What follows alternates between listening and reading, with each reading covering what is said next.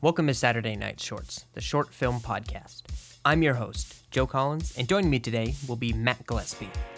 Today, on our very first episode, we talk about two horror short films. One is Suckablood, the other is called Tuck Me In. You can find links to both of these short films in the episode description as well as on our website, SaturdayNightShorts.com. I recommend definitely watching these before we jump into the episode because there are lots of spoilers. Without any further ado, let me tell you about the first short we're going to talk about, how I found it. Okay. It's a exhilarating and fun story. What I feel like it's not going to be. It's going to be super let down. But anyway, no, go ahead. I was on Facebook, and somebody posted this near Halloween time, and I said, "Oh, I should add that to the list of things we should talk about." And then I never watched it. Sounds spoopy. Until earlier today. And spoiler alert, I regret adding it to the list. And you are of course talking about Suckablood, correct? Yes. Yes. What are your sort of first thoughts about it? Like what are your first thoughts about it? I'm very interested to see what you think about it before I say anything, just so I don't sound like an idiot. Thanks. So when I first opened it, when I first watched it, when it was done, I went, oh well, I wasn't impressed. That was my first thought, is I wasn't impressed at all. When it started out, so it starts out with this animated sequence and this nice music, which I'll talk about later, specifically the music. It started out, I had, decent hopes for it, but, once it started and then finished, I wasn't really that impressed by it at all. No, when I started watching it, I wasn't sure because I had no sort of inkling what it was going to be like. I had no preconceptions going in. Never heard of it before.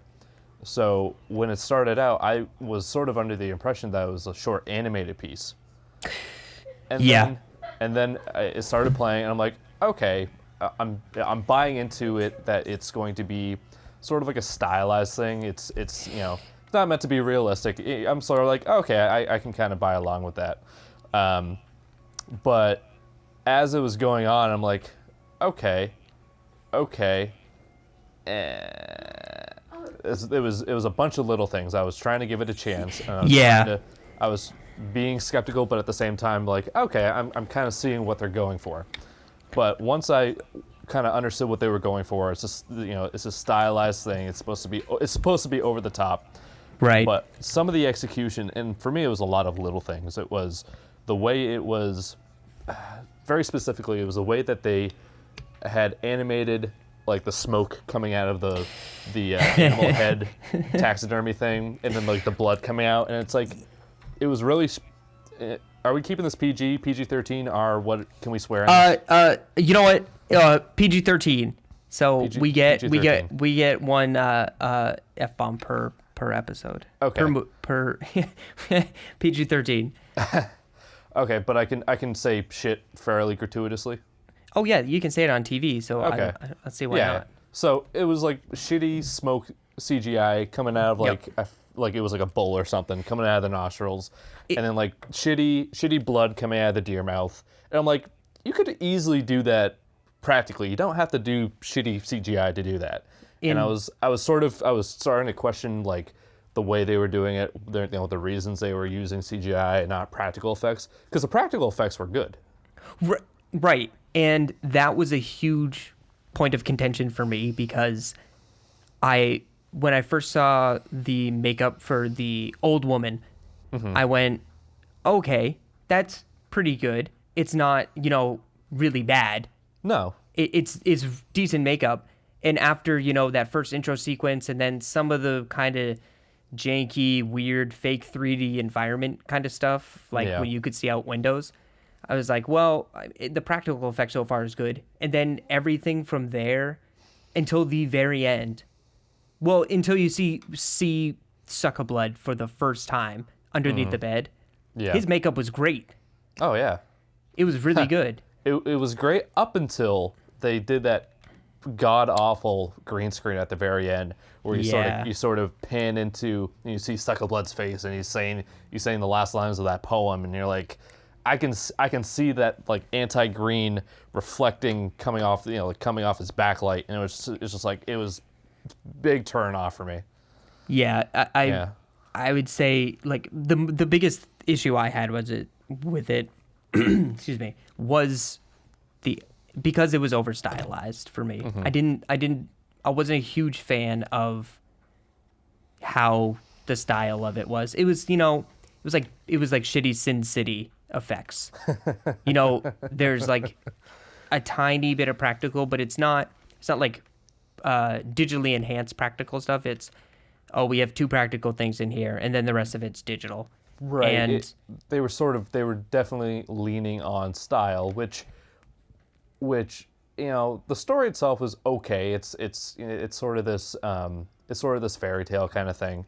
Yeah. So I'm not really worried about story. Story was solid. I think there's a lot of things going for this. A lot of the acting, of course, the practical effects were pretty good. The makeup was pretty good. Actually, did you end up watching the behind the scenes? I did. There was only one, right? Yeah, there's like the one long one. Yeah, it's the like one 15 minutes. Yeah, it's like twice as long as the actual movie itself, but that's besides the point. Yeah. Well, it's funny you bring that up because before I watched that, I, just by looking at it, I went in the credits, there was this huge cast listed and all these people, and I couldn't see where that was. It felt like all that money was spent in the wrong place. Right. They could have, I don't know. I mean, the location was good, which in the behind the scenes, that was like straight out of Scooby-Doo. Yeah, but in the behind the scenes, they say, oh yeah, it's this castle thing with all this stuff, but we couldn't ruin it. It's like, okay, I mean, you got this great place, but do something else with the money then. Like, you don't need. I guess I don't understand when I first watched it, I couldn't understand what was wrong. And after watching that, I immediately went, oh, well, it's the directors. Like, plural. Yes, because there's 2. Yes. Of which I don't care or I don't remember their names and I don't care because they're bad. I wrote one of them down, and this is just terrible pre-production on our part. Oh, where's his name? Ben Tillett was one. Oh, okay. I remember. Actually, it was Ben Tillett and Ben Franklin. That was Suckablood. I only wrote down Ben Tillett's name, and I'm probably saying that wrong, but I don't really care. That his name was Ben Franklin. His name was Ben Franklin. Yeah. Oh, the guy who British. played. Yes, everybody was British. Yes. Yes, this was very not a commentary on British filmmaking by any means, but. Or perhaps it is. But I think the thing about the directors for me is it only became apparent in the behind the scenes, and then once I noticed that, I went, that makes a lot of sense because for me, what exactly about the directors? I think they understood. I think it was, I mean, not that it was like a big movie. It wasn't big in the sense that, oh, there's all these places, all these locations, all these people. It's not really that big. There's, 3 characters, 1 location, really. I mean, yeah, different rooms in this building, but there's all these houses and stuff. It's not like it, it doesn't really matter. But it wasn't cohesive. Like, oh, you have these nice practical effects, and then you have these. The intro was made by one of the directors, apparently. So, I don't know. It just didn't piece together for me. Whatever you think that may mean, I don't know. I think, and just sort of being devil's advocate, I think the fact of the podcast for me is that again, it's just a little thing, but that the woman who, or I guess it wasn't a woman, it was the actor who played the mother was actually a man. It was a dude. Which looks like a lady. But. Which fooled me, but also, when I first saw her makeup, I went, "Oh, it's not great makeup." But then when I found it was a dude, I went, I think that's part of the reason thought it was. Yeah, it was better than I thought it was, but that was part of the reason it didn't look great. I think it added to the character because she was a lot more imposing and she was a lot less motherly. She sort of was built up, and she was sort of a bigger character, so it was a lot less feminine, a lot less, it was a lot less. What's the word I'm looking for? Endearing, warming, whatever you take away from it. So there was a dude in there. There was a dude in there, yeah. I mean, that's all you have to know. But I think that helped, and I think that was actually a pretty smart choice on their part. I don't know. They didn't say whether it was intentional or not, which leads me to believe they couldn't find anybody, or I don't think that was intentional to have a guy in there. No, I think it was. Really? Yeah, I think they would have had no problem trying to find a woman actress. They were able to find multiple caterers and all that, all this other bullshit. Yeah, a second assistant camera. Yeah. I think they if they really wanted to, they would have found a female actress, I guess. Actress would be the word for a female act. But I think that was intentional. I think that was thought out. Yeah, I mean, I don't even really want to talk about it. I didn't like it. It was. Anyways, moving on. I'm not going to say it was bad, but to sum up my feelings about it would be, I wasn't sure whose fault it was. Then I found out whose fault it was, and I completely blamed them. Because it's one of these horror web anthologies that, we give these people all this money, but they can't execute 100%. It's that was 80% there. If they had just wrote it, it was really good. Oh, we forgot to talk about the voiceover and the score for it, which was amazing. Oh yeah, I agree. And they actually made an animatic for the whole movie, sort of a previous thing, and watching that with the voiceover was better than the short film itself. I'm not even kidding. When I first started watching it, I thought this would be way better if it was just the whole thing was animated. If it was over stylized animation, that would have been better rather than overly stylized live action. Half animation, trying to be like some sort of animated thing. It really, just the voiceover, the writing the voiceover was great. Whoever did the voiceover, I don't remember. I couldn't find it. I don't remember seeing it listed. It probably was, but they hired someone to score it too, and the score was great. That was the most impressive thing. I would just listen to that. It was yeah. Yeah, I think what you have to look at too is, and I think it speaks volumes to, all the things going into make it that the film itself was around 6 minutes, and the behind the scenes reel was 15 minutes, and there was another companion piece. There was a teaser trailer, and then the making of the teaser trailer. It was all on the website. I don't know if you saw it on the website, but it's sort of playing movie studio and not just making a fucking movie. There, I used our one F-bomb. Yeah, thanks. Great. I'm gonna have to plan ahead now. or bleep out everything else. Just silence it. Yeah, you're the producer. I'll let you decide that. But anyways, do you want to move on to our second film? Yeah, I'm sick of Suckablood, and it's a stupid name. To be honest, it was hard getting over the name too. So that's my thoughts. If you want to just watch it with your eyes closed, could just play it and then just listen to it and then just forget that he says Suckablood.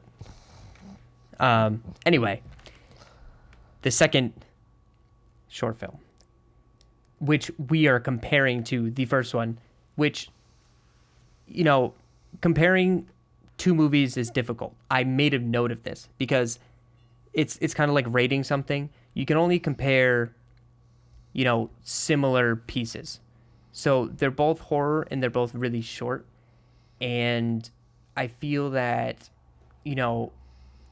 Suckablood had pretty high production value to it, even though I didn't like it. I don't know if you ultimately liked it, but in all honesty, it's better than anything we made. So I mean, we can't really talk. That's very true. That is 100% true. That's sort of going to be the underlying theme of this entire podcast. Is that we're going to. This sucks, but I couldn't do anything better. we basically have Pizza Guy Massacre. That's the only thing we can compare this to that we've made. Exactly. Which. And you'll find the link below. This one is yeah. Click that link. I think it's you can no. Do that, don't right? click that. Don't click like that. Don't click those links. Anyway, the next one, Tuck Me In, is what it's called. It was made for I forgot what it was called. It's like Film Minute. It's a 1 minute kind of film competition where people ask to make. For example, this one was. What's the scariest thing you can make in a minute? Scariest horror film you can make in a minute, which we tried for a different horror film online film festival, but these people did way better. Well, also we were 18 at the time. Yeah, but there's a little kid in this one, and he's better actor than we were. by that is leap, well, that's not tough. By leap. Yeah, by leaps and bounds. Anyway, so it's a minute long. I won't even spoil it. We can talk about this without spoiling it, right? You think so? I think if you're listening to this podcast, you've probably already seen it. Okay. Or probably already seen the movie. If you haven't, pause it right now. Take a minute out of your life and watch it. It doesn't. Okay, I think some of it's also credits, so it's like 45 seconds or 50 seconds. Oh yeah, that's I think it includes. That's another installment of how many people does it take to make this stupid movie? Well, it wasn't a stupid movie. That's not fair. But how many people does it take to make this movie? That was another thing. Anyway, jump right into it. This creeped me out to no end. Same. I agree. The initial watching, I watched it twice. I only watched it twice. Mm-hmm. First time watching it, it was so creepy. So you know that feeling when you're watching a suspense movie, and in this case, you were watching a suspense movie. That was very suspenseful. But you get sort of this deep, warm, sort of burning sensation in your chest when you get really, really nervous. It was very unnerving. Yeah, I think it really boils down to fear of the unknown, because you have no idea where this is going. There's no cliche. You can't really establish a cliche, or you can't really build up to a cliche in a movie so short. Yeah, not in a minute. Not in a minute, no. And I mean, if you did, it would just be parody because it's a minute long. Right. It's not like a Scream movie or something like that where they start becoming parodies of themselves. Right. Yeah. Exactly. And I think it definitely breaks the mold. It's nothing that we've ever seen as moviegoers, and you've set nothing up to sort of direct the viewer into a certain direction. Right. It's just beginning, middle, ending. That's open, but it's a minute long, so it concludes. Mm-hmm. And so just to briefly summarize it in a minute. This guy's going in to tuck his kid in. He then... To bed. Hence the title, Tuck Me In. Yes. As he's leaving, the little boy says, "Oh, you haven't checked under the bed." He goes to check under the bed. He sees the little boy under the bed, and then he slowly raises up, and he says, before he does that, I'm terrible at describing this 1 minute thing. It's just so, watching Go it watch is it. way Just better. go watch it. Just go watch it. It'll be way Anyway, easier. the little boy underneath the bed says, "There's somebody in my bed," or something like that. And then he goes back up, and the little boy's in the top of the bed too, and just smiles at him, which I think that's the one cliche in this is the creepy kid, the creepy innocent kid. yeah, but I'm just the glad he didn't say anything. Like, I would have been so angry if he said something at the end. I agree. Just sort of like that innocent, sort of playful look, and it doesn't it's not Damien Omen kid. It's not like precocious little child who says some smart thing or whatever. It's just a kid being a kid who probably doesn't know any better, or probably doesn't understand the gravity of what the hell's going on. Yeah, and it's you don't expect. It kind of plays with your expectations a little bit, because when he's coming back up, the dad's coming back up from underneath the bed. I that was the most, I was at work watching this. There was so much tension in that. I stopped everything. I was just, what is he gonna see? And I'm glad I wasn't. You're waiting for something to pop up, or you're waiting for the kid to turn into like a dead goat. Something. Or nothing to be there, and then he looks under the bed again and nothing's there. Yeah, I don't know.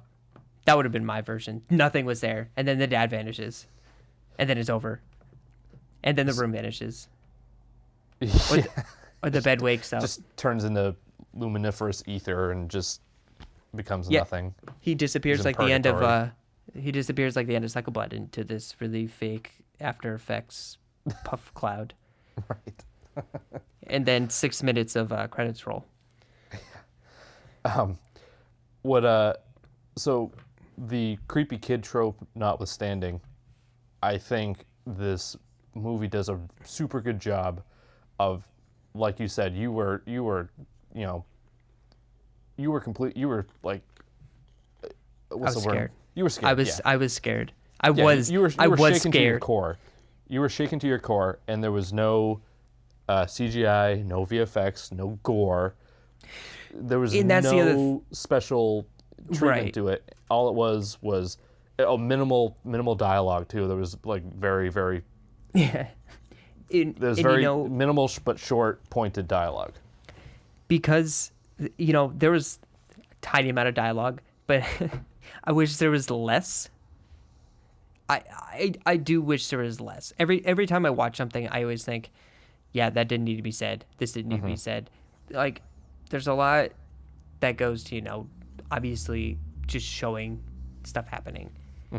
He didn't, there's a lot of stuff because they're amateur actors, obviously. If anything could be said about this in some negative ways, would be the acting was amateur, which for a minute-long film with what probably, if you don't look at the credits with all the people in it, if you just watch the film, it looks like it was just, a guy, his friend, and his son in an afternoon dicking around, having fun. Right.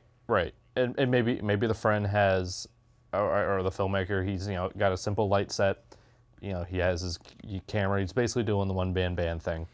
Yeah. That's what you think would happen. And then he edited it that afternoon. Yeah. So, and I mean, the other thing is the lighting is decent. It's realistic. It's not stylized like Suckablood was. It's just as much as it needs to be. Right. And I actually really liked the aesthetic of it and how it looked.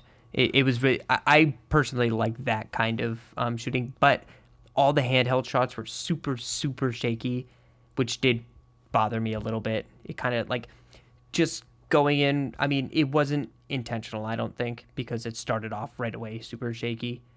I didn't really notice it as much. Maybe that was... it's like the first shot going in the door, and then there's a couple from the side in the beginning that kind of... they're really shaky handheld shots that could have probably used any sort of stabilization, but that was another just kind of nitpick thing, because it was effective because, Suckablood wasn't effective for me because at the end I was disappointed and, it was distracting. But Tuck Me In, it got the feeling across that I think it meant to. And I think starting to watch Suckablood, and maybe it's because I was preparing to watch like a 6-minute video and I was sort of hunkering down. I was about to watch something. I was about to study it, and it was like When he got some popcorn. Yeah, Turned out exactly. the lights. Sat there for 6 minutes. The popcorn was done. Then you ate the popcorn after because you're so disappointed with how bad it was. That's not what everybody did. Well, I had time to sort of analyze it and sort of parse through it. With Tuck Me In, I watched it at work, so I wasn't able to pop any popcorn. But I was drawn in, I was engaged, I was waiting to see what was going to happen next, and I was sort of hooked on every passing second. Whereas with Suckablood, I was just like, okay, I'm kind of going along for this ride. I'm not really buying into it. With Tuck Me In, there definitely is the suspension of disbelief, where, like you said, the lighting. I think for you, the lighting did it, where the lighting made it look a lot more realistic, and that's what made it like 10 times scarier. It was more grounded in reality, but it was also that kind of, it wasn't weird Twilight Zone kind of reality, pig face people about to enter a world on planes, but it was that kind of realistic weirdness that there's no explanation for it, but you're not questioning it because it's just happening, and though everything around it seems based in reality. Yeah, and I think the score was a big thing for you on Suckablood, but I think for me the score was a big thing on Tuck Me In, where it was sort of innocuous enough and it was minimalistic enough, but it was just creepy enough for me to go like to make me feel uneasy. Yeah, it wasn't overbearing. It was, which it easily could have been. It could have been, a bunch of violins and reverse cymbal crashes and all these other noises and all this other creepy piano music. It was not a distraction. It was very much enhanced the movie. And it wasn't a jump scare thing either, because you could, if for example, we did that. With a minute long, they used their minute and used every moment of it, but didn't need more than a minute. They were able to make something like super creepy and scary without having to revert to sort of like the magic hat of tricks of like reverse cymbal crash or like the psycho violins or whatever. No. It was all about the presentation. It was all about I think it was mostly just presentation that really helped sell it. And I don't think, if given more time or budget or anything, it was just a short story that could have been, it couldn't have been shorter, couldn't have been longer. It was just, it was the right amount of time to do what they needed to do. And I don't think... Exactly. And, budgetary things aside, they had an electrician. Yeah. Which, I'm like... Trying to figure out, like, how many people they could fit behind the camera. Yeah, right. How big was this room? Was it a real room? That's the other question. Was this on a set? I don't know. I didn't... Well, I don't think they gave that much info. Just... from my just from my experience of working on larger productions, anytime that anybody ever touches this thing, their name's probably going to be thrown on the end of it. Like, oh, the guy at the coffee shop who got bagels, or who like sold the bagels to the craft services guy, he's going to be on it. The electrician who part of it. That's who the electrician was. He was the guy who fixed the outlet 6 months ago that actually let them plug in all the lights.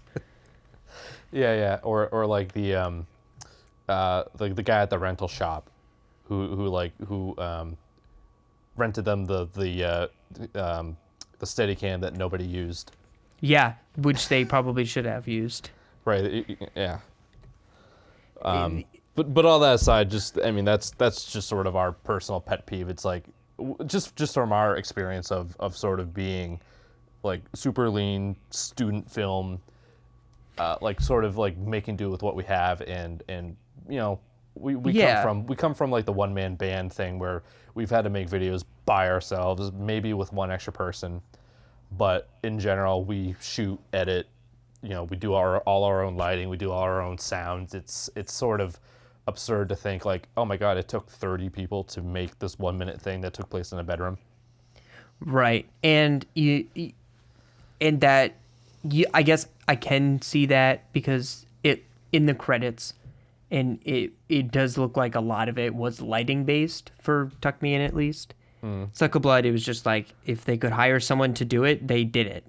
But I mean, it does show when there are multiple people working on it, and we have no idea how long it took to do most of this stuff. I mean, no, and there's more than one way to skin a cat. Yeah, and I mean, you can make the same thing with 2 people. You can make the same thing with 50 people. Yeah, we probably could have done Tuck Me In like a day. Yeah, just the 2 of us. Yeah, I mean, plus actors. Yeah, I mean, it doesn't. It's not complex, but it doesn't need to be. And the great thing is, because it's not complex, and it doesn't, try to say like give you some weird hidden meaning or anything with the very short story it is. It's just what it is, and it's going along for the ride for a minute. And you and I both agree that we were locked in on it, and we were super drawn in, and we were scared the pants off us. As soon as I saw the kid on the bed, I was thinking, what's going to be on top of the bed? So many things raced through my mind. It's like, it's going to be a clown. It's going to be a doll. Is he going to just nothing be there? Is he going to be some weird monster? I actually wasn't expecting the kid again necessarily, but when he said, there's something in my bed. Someone. It raises so many questions that like you want answered, and that if between the two movies that we watched, or 2 short films rather, like that's the one that I think that premise could easily carry a feature length film. Because I don't think Suckablood could. I think you had about 5 minutes to sort of in that style and in that way, that execution. I think you had about 5 minutes to sort of sold me on it before it starts getting tiring and bland and like, all right, yeah, I get it. But this one, I think Tuck Me In, it just raises so many questions, and there's so many different routes it could go down, and it the way it ends, obviously it's so open-ended. I don't know, actually, thinking about it, I definitely agree, because Suckablood's more, because it is this fairy tale kind of thing, it doesn't make sense to make that longer.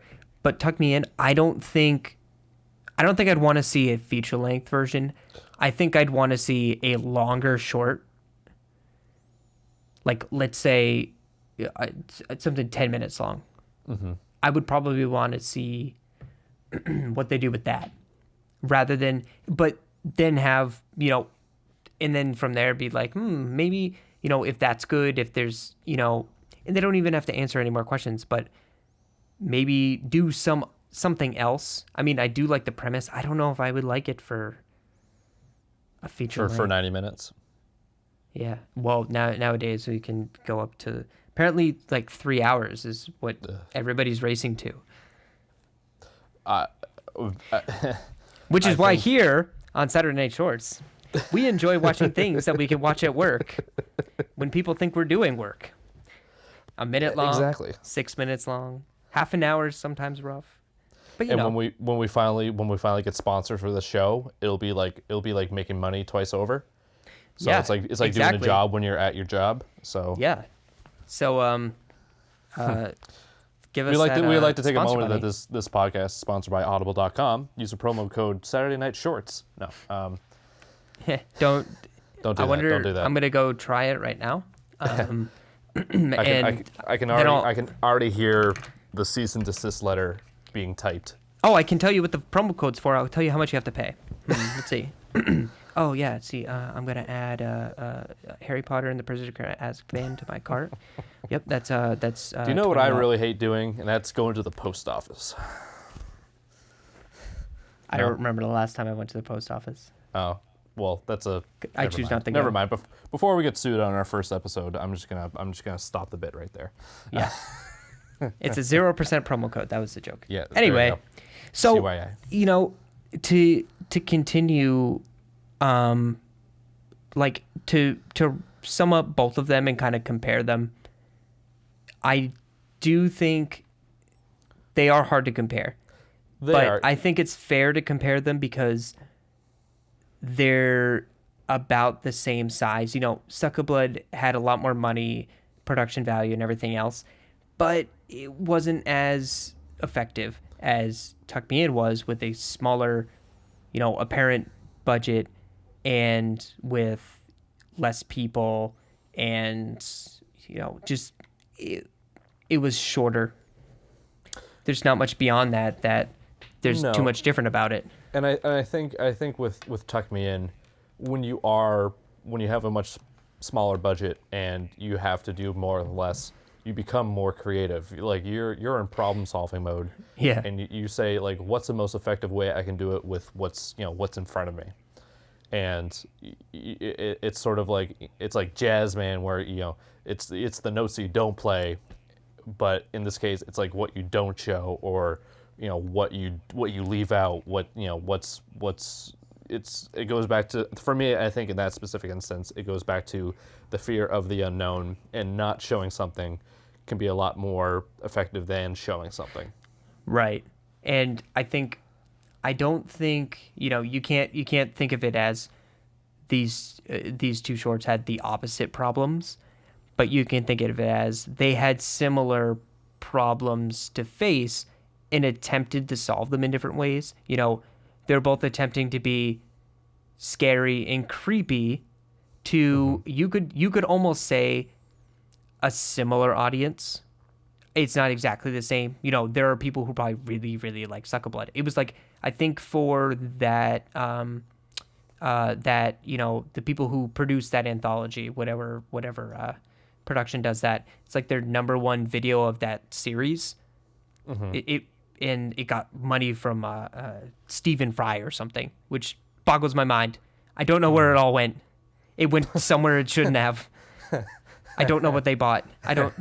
See, I mean, but yeah, I mean, paying everyone, all that, that's... Yeah, well... I do see where it went. That's not important. That's not... I don't think it was used effectively, but I do see where it's not important. But, you know, the thing they both did right was music and the sound, and that's a huge thing in horror. It is. You know... Well, I mean, you could probably argue that's an important thing with any genre. Right. Arguably, yes, more important in horror, but... because it really amplifies the either lack of music or the build up to music or the music that's actually playing, which you can see examples of all of those things in both of these. And, you know, I think I can say I don't like Suckablood. That doesn't mean it was bad. And I can say I like Tuck Me In, but that doesn't mean it was like the best thing ever. So no, I mean, this is just our opinion. This is us just, you know. Yeah, I mean, you know, I'm shooting the poop. Would I? you go from dropping our only F-bomb to shooting the poop. Poop. To poop. Anyway, this is my favorite segment. Matt, do you know what segment this is? I think so. This is what's the sequel? Yes. So I think we should each do one. Okay. I'll go first. And I'm going to start with Tuck Me In. Okay. So you open on interior shot, living room. The mother, she's sitting on a couch. This is planned out. Should I go get my popcorn? No. Okay. So the mother's, it's very short. It's short like the original. So the mother's, she's sitting down, she's reading a book. She's about to go to bed, shortly. all of a sudden, there's a clatter upstairs. There's rustling around, thumping, whatever. She looks away from her book. All of a sudden, you hear the father, and he goes, whatever her name is, "Oh, get up here, help!" Whatever. She starts to run upstairs. She's halfway up the stairs when she sees her husband still on the first floor, stopping her, going, "No, don't go up there." What? And then does it end?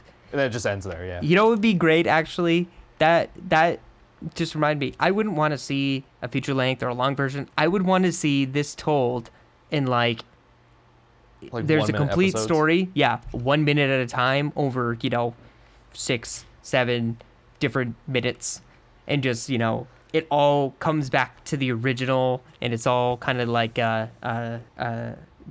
Primus. Have you seen Primus? No, Primer. Primus is the band. Primus is, I was like, where is he going with this? Primus I would arrives. totally believe if Primus had I think if Primus, they make a special, it's like Scooby-Doo, they make the special celebrity appearance. Primus might appear. The Harlem Globetrotters and Primus. They might appear in Suckablood, though. I don't know.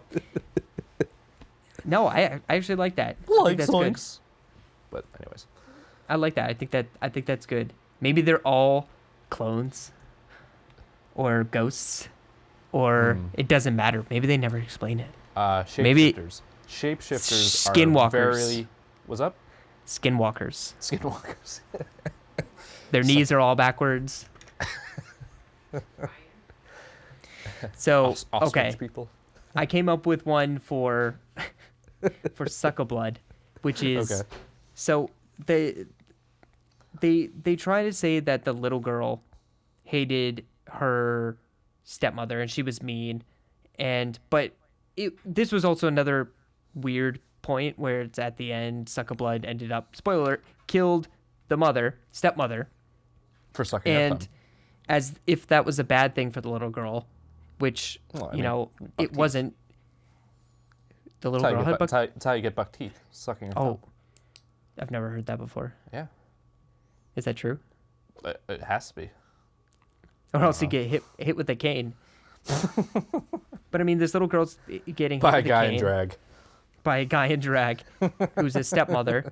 But Suckablood kills the stepmother, and the little girl is sad. Is that what we're supposed to believe? The little girl who's getting whipped by her stepmother. Anyway, mixed. I'd say so, mixed. Yeah, but my sequel, resolves that, which is the little girl is super pissed that Suckablood killed her stepmother because she was already planning it. So she goes on a lifelong crusade to find and hunt down Suckablood, and it's kind of like she's following the tracks of all the people Suckablood's been killing who apparently have been sucking their thumbs, or maybe they don't have to because I don't know why an elderly woman would be sucking her thumb unless, that didn't make sense either. So Suckablood's really hard to make a sequel to because it doesn't make any sense at all. So no, yeah, it's almost like its own standalone thing, and you almost have to make something completely new in that universe. Oh yeah, it would be kind of like no, it's kind of like you think Hansel and Gretel is its own thing and its own standalone thing. The sequel to Suckablood would be Hansel and Gretel Witch Hunters with Jeremy Renner.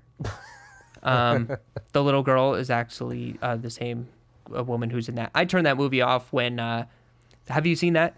I haven't. No, I don't plan to, but don't watch it because I turned it off when Jeremy Renner, Hansel, he had to take insulin shots in whatever year it is, way before they even knew what diabetes was, because he had some disease. Yeah, I turned it off right then and there. Suckablood was better than that. So we can see how high the bar was set for that one. Oh yeah. Anyway, if you had to give both of these movies out of 5 a rating, because people love ratings, they're necessary. Out of 5. 7.5 thumbs up. Out of 5. Out of 5. That would be really great scale. Like if there was an image and it was actually thumbs cut off, it would make really a lot of sense for these horror movies. But it would. Yeah, I digress. Anyways, I think I have to. I would give Tuck Me In. I would give it a 4.5. Now, are we doing decimals, or are we doing? Yeah, you can do numbers? decimals to the hundredths place. To the 100. Anything too past that isn't statistically really relevant. I'll- You can stay with tenths. I'll stick with halves, just for the sake of. Oh, for halves? simplicity. Okay. Yeah, halves. Yeah, I would give Tuck Me In. I'm feeling a little generous, but I think I would give it a 4.5. That's pretty generous. And I would also give Suckablood 3.5. See, and these are based on nothing other than just what would you give it out of 5. There's 0, categories and ratings within categories that give you an average. Oh no, Nope. it's completely arbitrary. This is. Oh yeah, it means nothing. Yeah, like a 3.5 here is not going to be the same as like a 3.5 of a different film or anything like that. No, like yeah, no, not at all. No, it's not even completely. close. Yeah, it's just yeah. Yeah, like I'm sure I've never seen Schindler's List, but I'm sure I'd give it a 5. And I also give Pacific Rim a 5 because I love that movie. So, but you can't compare Schindler's List to Pacific Rim No, it's all subjective. unless you could. Where no, that's a whole. Anyway, my ratings for these two. I give I put down ratings before this because I thought I've had some more time to think about it. And I would actually give Suckablood a 3.5 as well. Because I can't be that mean. No, and I agree with you. It would my opinion would cloud my judgment too much to rate it any lower. Yeah, and like I said before, for me, I think it was a lot of little things, but in general, it was executed well enough, and I think it served its purpose. I don't think it was supposed to be anything more than what it was actually what it actually was. Yeah. And on the other hand, the little things that were an issue for me with Tuck Me In weren't enough to give it, I would give it a 4 out of 5. Mm-hmm. Because the little things there were different little things, but they weren't as bothersome as the ones in Suckablood because there were too many. It might have just been the length. Maybe if the guys who made the people who made Tuck Me In made something as long as Suckablood, we would give it the same score. Who knows? Everybody could suck. Yeah, and who knows? Maybe the people who made Tuck Me In were super. We should probably also mention their names as well, or his name. Ignacio F. Rodo was the director of Tuck Me In. I think he said in an interview or something like that he got the idea for it from some Reddit post that was, tell me the scariest story you can in 2 sentences. And he derived it from that. Okay. And I think when looking up the that post, I saw a bunch of the other ones, and that was one of the top ones. And a lot of them were like from other people. It's like just word of mouth. People heard kind of scary things. And yeah, it's a great. Sure they did. You can find inspiration anywhere. Yeah. Well, yeah, and like for all we know, he got lucky and he made like a really good thing. Like he didn't have a longer form thing to sort of make more mistakes on. Right, and that's that's a weird, it's a double-edged sword, because to make something that's short and to master, the brevity of story, to be in a word, it's hard because it could be really bad and short because everybody could just be scratching their heads and going, oh, what? I mean, you kind of are at the end of this, but for good reason. Right. It was not in a bad way. Yeah, it was short and effective, not short and confusing or short and bad, but it could be too long. Or short and pointless. Right. It can go both ways. But he might not be great at making things that are long. Right. We don't know. We'll probably have to revisit him and you know what? see if he makes anything else. We'll come back. We'll find if he made something longer, which I'm sure he has. It doesn't feel like this is the first. I don't know. Maybe that's the first thing and only thing he'll ever make. Maybe. Maybe this will be the first thing and last thing we ever make. we were talking about the thing we're making right now the entire time. This just came around full circle. Full circle just became so meta. Yeah, we can't even handle it. It's the podcast inside the podcast. Let's go deeper. Anyway, I think that I think we talked about them enough. I think we really hammered it home. I think we nailed it. Yeah, I don't really don't have anything else to add. Do you? Nope. I'd say go watch them if you haven't watched them. And if you haven't watched them, well, too bad. We just spoiled everything for you. So, I mean, we didn't, everything's just ruined. Don't bother watching them at this point, I guess. Or do watch them. I don't know. Do whatever you want. We're not. Yeah.